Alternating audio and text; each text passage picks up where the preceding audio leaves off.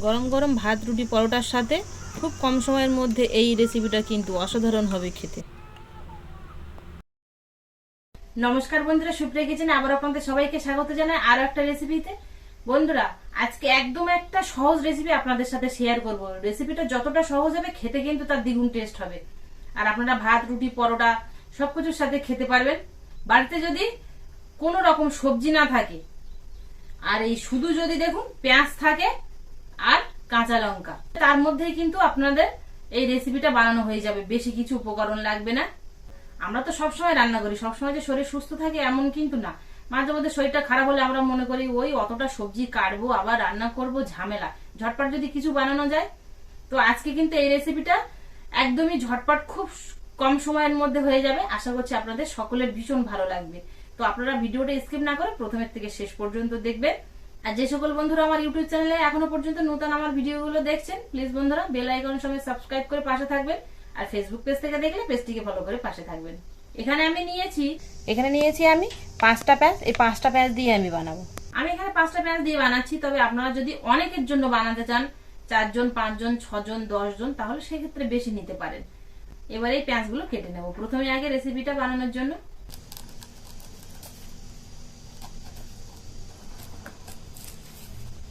পেঁয়াজের খোসাটা ছাড়িয়ে নিয়েছি। এবার বেশ কিছুটা করে পিছন দিক দিয়ে এইভাবে কেটে বাদ দিয়ে দেবো। দেখুন ঠিক এরকম। আর এই যে মুখটা আছে, মুখটা একটু কেটে বাদ দেব।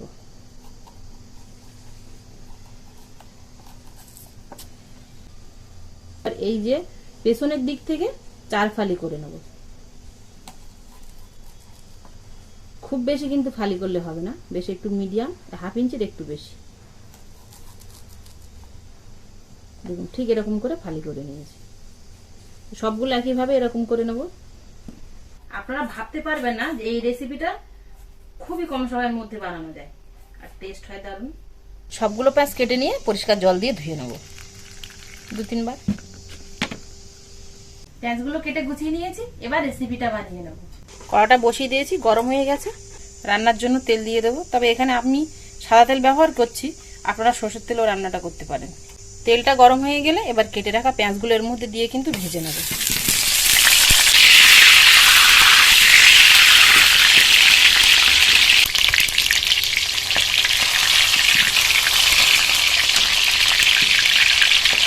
আলাদা পাত্রে কিছুটা জল নিয়ে নেব। কাশ্মীরি লঙ্কা আর ঝাল লঙ্কার গুঁড়ো একসঙ্গে মিশিয়ে নিয়েছি আমি। ধনের গুঁড়ো 1 চামচ, পরিমাণ মতো হলুদ গুঁড়ো, লবণ দিয়ে একসাথে মিশিয়ে নেব। পেঁয়াজগুলো বেশ এরকম লাল করে ভেজে নিয়ে তুলে নেব। এখানে নিয়েছি আমি হাফ চামচ করে মৌরি, জিরে আর কালো জিরে। তো এই মশলাটা আমি এই গরম তেলের মধ্যে দিয়ে দেবো। মশলার ফ্লেভার ছেড়ে দিলেই দিয়ে দেবো পেঁয়াজটা।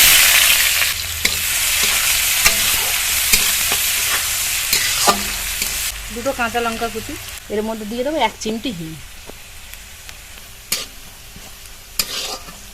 এখানে একটা আম পুড়িয়ে নিয়েছি, তবে আপনারা আম সেদ্ধ করেও নিতে পারেন।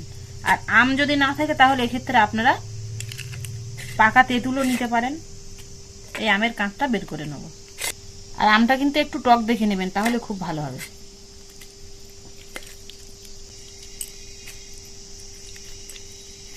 জল দিয়ে পাতলা করে নেব।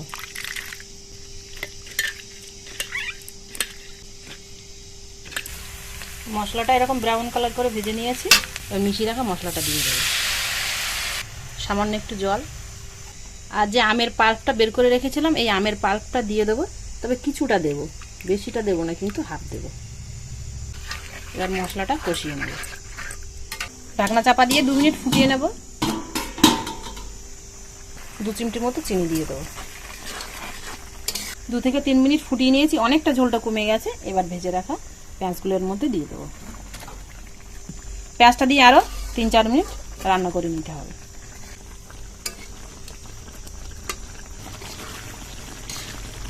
পেঁয়াজগুলো দেওয়ার পরে 3-4 মিনিট রান্না করে নিয়েছে। দেখুন পুরো এরকম তেল ছেড়ে দিয়েছে, হয়ে গেছে। এবার নামিয়ে নেব।